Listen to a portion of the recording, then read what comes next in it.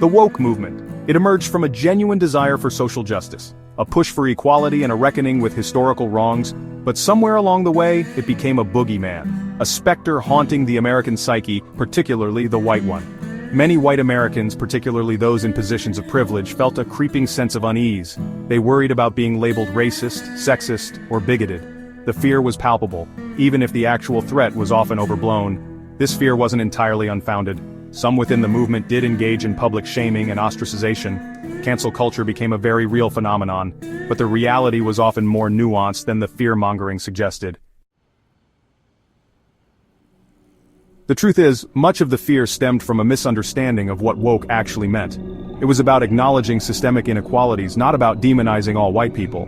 But fear, as we know, is a powerful distorter of reality. This fear manifested in various ways. Some retreated to echo chambers, consuming media that reinforced their anxieties. Others became hyper-vigilant, policing their language and actions to avoid offense. The irony, of course, was that this often backfired, creating more division and resentment.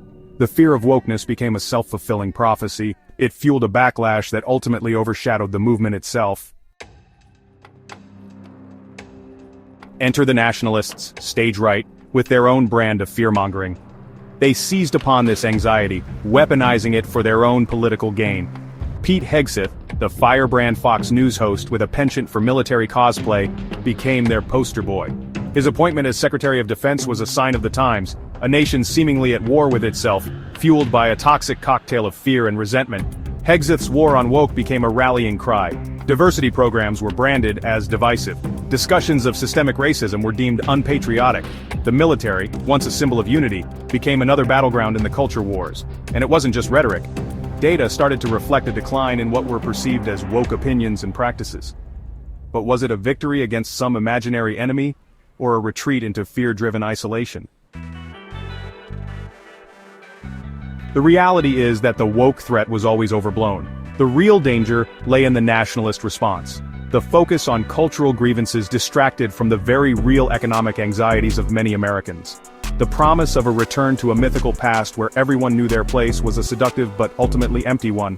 The irony, of course, is that while white Americans were busy fretting about wokeness, the nationalists were busy dismantling the very systems that benefited them.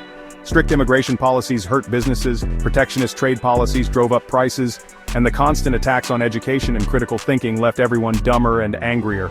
The joke, it seemed, was on us.